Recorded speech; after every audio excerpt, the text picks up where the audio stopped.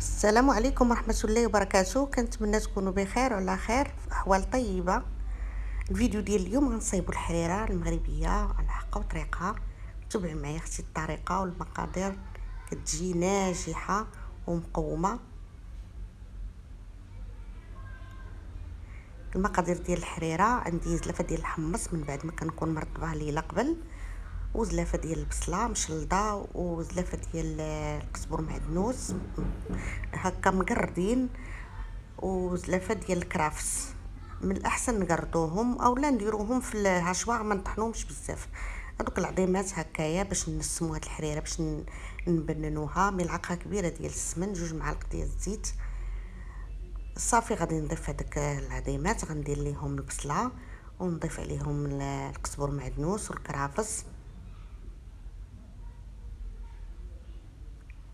صافي ملعقه صغيره ديال السكينجبير والابزار والتحميره، وراس الملعقه صغيره ديال القرفه والملح.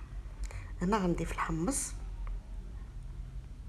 صافي غادي نضيف السمن حار، هذا السمن الحار البلدي، زيت البلديه.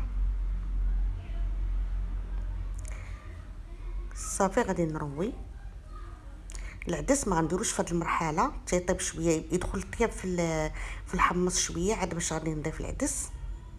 صافي دابا غنسد عليه ونحط الطيب. والعدس كنكون نقيته ورطبته في الماء هكا، يكون الماء سخون، ونخليه شويه باش هكاك ملي كنبغيو نشربوا الحريره كنلقاو فيها العدس. الا درناه في الاول ما كيبقاش يبان. مطيشه من بعد ما طحنتها صفيتها من الزريعه ديالها، هكا كيكون افضل. صافي الدقيق الابيض خديت ملعقه كبيره ديال معجون الطماطم، ونحاول نخلطها بحال هذا الخليط بحال هكا باش ندور الحريره. كنا كنعرفوا ان الحريره ضروري ندوروها. 2 معالق ديال الشعريه رقيقه.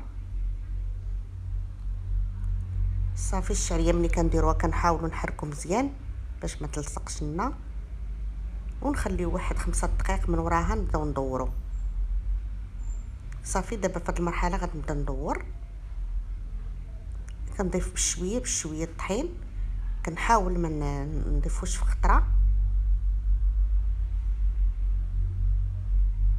صافي كنبدا نضيف غير شويه بشويه هكا. صافي مع التحريك المستمر.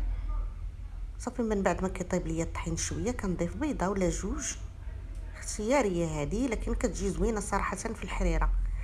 وكيكون هذا هو الشكل النهائي ديالها، الحريره ديالنا، الحريره المغربيه على حقها وطريقها، وكتجي لذيذه فعلا. كنتمنىكم تجربوها، وكنتمنى يعجبكم الفيديو ديالي. وإلا عجبكم ما تبخلوش عليا بلايك وبالاشتراك، والشكرا لكم. بالصحه والراحه.